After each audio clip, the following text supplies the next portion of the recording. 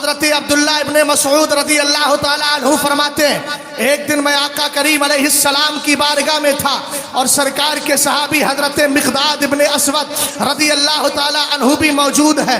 میں نے کیا دیکھا، وہ سرکار کی بارگاہ میں آئے ہیں، آقا کریم علیہ السلام مشرکین کے خلاف دعا کر رہے ہیں۔ میں بد دعا کا لفظ نہیں بولتا، یہ میرا ادب اس کی اجازت نہیں دیتا۔ آقا کریم علیہ السلام نے، حالانکہ میں حکم نہیں لگا رہا ہوں، یہ بھی سن لیجیے گا، کوئی اگر کرتا ہے تو اس کے پاس دلیل ہو، میں اس کو ماننے کے لیے تیار ہوں، لیکن میں اپنی بات کر رہا ہوں۔ آقا کریم علیہ السلام اس کے خلاف، مشرکین کے خلاف دعا کر رہے ہیں، سرکار کے چہرے پر غم کی اثر ہے۔ صحابی کی نظر پڑ گئی مصطفیٰ کریم کے چہرے پر، میرے نبی غمزدہ ہے، آقا کریم کی بارگاہ میں آئے۔ کون؟ حضرت مقداد ابن اسود۔ حضرت عبداللہ ابن عباس کا رشک دیکھیے گا، آپ کہتے ہیں میں سوچ رہا تھا دل میں، کاش جو عبداللہ حضرت مقداد نے مصطفیٰ کریم سے بات کہی تھی، کاش میں بھی یہ بات کہنے میں شریک ہوتا، کاش میں بھی یہ بات کہنے میں شریک ہوتا۔ اس لیے کہ صحابہ کی ہمیشہ یہ تمنا رہتی تھی کوئی ایسا کام کر دے، دنیا والے راضی ہو یا نہ ہو لیکن مدینے کا تاجدار راضی ہو جائے۔ آپ ذرا اسی میں تھوڑی سی بات کوٹ کر دیتا ہو اور اس کو ایڈ بھی کر دے رہا ہو۔ جنگ احد کا موقع ہے، حضرت عبداللہ ابن جہش ہے، حضرت سعد ابن ابی وقاص ہے، کہا دعا کیجئے، انہوں نے کہا میں دعا کروں تم آمین کہو، تم دعا کرو میں آمین کہوں۔ حضرت سعد کہتے ہیں مولا کٹر دشمن سے مقابلہ ہو، میں اس کو زمین پہ گراؤں، اس کے سینے پہ بیٹھوں، اس کے گلے کو کاٹ دوں تاکہ زمانہ مجھے غازی کہے اور تیری بارگاہ میں میں غازی بن جاؤں۔ اللہ رب العزت کی بارگاہ میں دعا کر کے فارغ ہوئے۔ عبداللہ ابن جہش نے کہہ دیا آمین، لیکن عبداللہ ابن جہش کی دعا شروع ہوئی، کہہ رہے ہیں اے اللہ کٹر دشمن سے میرا مقابلہ ہو، وہ مجھے نیچے گرائے، میرے سینے پہ بیٹھے، میرا ہاتھ کاٹے، میرے پیر کاٹے، میری ناک کاٹے، میرے کان کاٹے، میرے جسم کے ٹکڑے ٹکڑے کر دے۔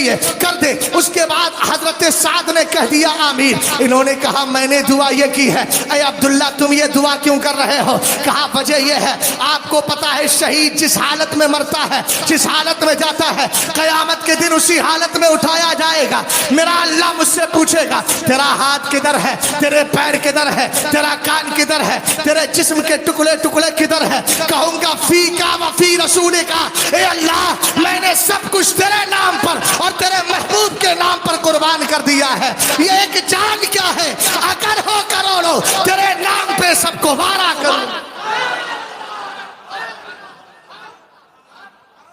حضرت عبداللہ ابن مسعود رضی اللہ تعالیٰ عنہ فرماتے میں نے دیکھا آقا کریم علیہ السلام تشریف فرما ہے، آپ کے چہرے پر غم کا اثر ہے۔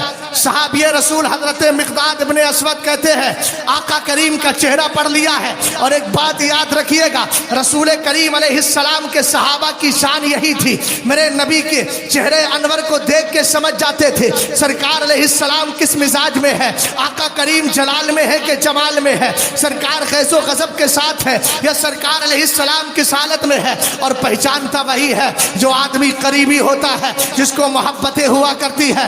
حضرت عبداللہ ابن مسعود کہتے ہیں حضرت مقداد ابن اسود نے سرکار کے چہرے کو دیکھ کر حالات کو جان کر عرض کی آقا ہم موسیٰ علیہ السلام کی قوم نہیں ہے جنہوں نے کہا تھا کہ تم جاؤ موسیٰ اور تمہارا رب لڑنے کے لیے جائے، آقا ہم نے اپنی جانوں کو سنبھال کے رکھا ہے تو آپ کی بارگاہ ہی کے لیے تو رکھا ہے، آپ کے قدموں پر نشاور کرنے کے لیے رکھا ہے۔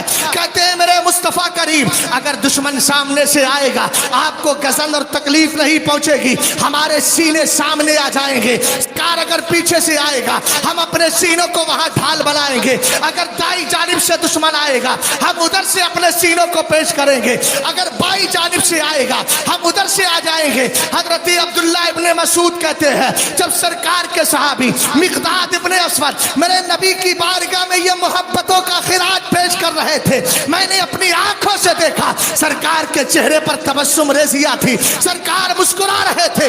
اسی لیے عبداللہ ابن مسعود کہتے ہیں میں یہ چاہتا تھا کاش میں بھی ان کے ساتھ ساتھ یہ بات کہہ دیتا اور مصطفیٰ کریم علیہ السلام میری بات پر بھی راضی ہو جاتے، سرکار مجھ سے بھی خام و خوش ہو جاتے۔